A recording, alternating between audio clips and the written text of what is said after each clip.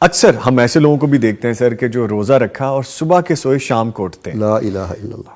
روزے میں اتنا سونا یا کتنا سونا؟ میں چاہوں گا کہ پلیز اس کو بھی ڈیفائن کیجئے.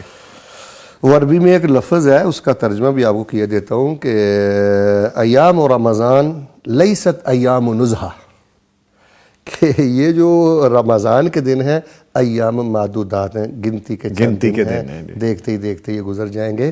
تو یہ کوئی ریفریشمنٹ نہیں ہے، یہ کوئی سونے اور کھیل کود کے دن نہیں ہے. اصل میں حیرت والی بات یہ ہے نظامی صاحب کہ ہمیں اپنا آپ بھوک کی حالت میں اللہ کے سامنے تھکانا چاہیے، لمبے لمبے قیام ہونے چاہیے، لیکن عجیب چور دروازے ہم نے کھول لیے ہیں. راتوں کو لوگ کرکٹ کھیلتے ہیں، بیڈمنٹن کھیلتے ہیں، اور ہمارے نوجوان گلیوں میں جو کچھ کرتے ہیں وہ آپ کے سامنے، اور سارا دن سوئے رہتے ہیں.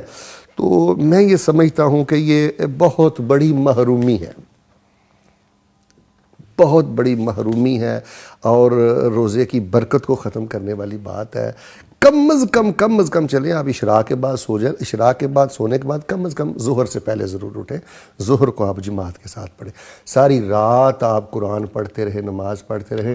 ظہر کی 4 رکعتوں کے اجر کو آپ نہیں پہنچ سکتے. اللہ اکبر، اللہ اکبر. اور ویسے بھی اگر آپ نے ظہر اور عصر، ظہر کو عصر کے ساتھ پڑھنے کا رمضان میں معمولی بنا رکھا ہے، جیسے آپ نے کہا کہ صبح کے سوئے عصر کے وقت اٹھے، تو وہ جو آپ کی ظہر ہے نا، اپنے معمول جان بوجھ کے بنائے رکھا ہے. بعض علماء نے لکھا ہے وہ ظہر ہے ہی نہیں، اس کا ایک وقت تھا جو آپ نے گزار دیا ہے، جان بوجھ کے الارم لگایا. جی تو اس لیے جی یہ اللہ تعالیٰ نے اتنی آسانیاں کر دی ہیں. چلیں دیکھیں، یرید اللہ بکم اليسر ولا یرید بکم العسر.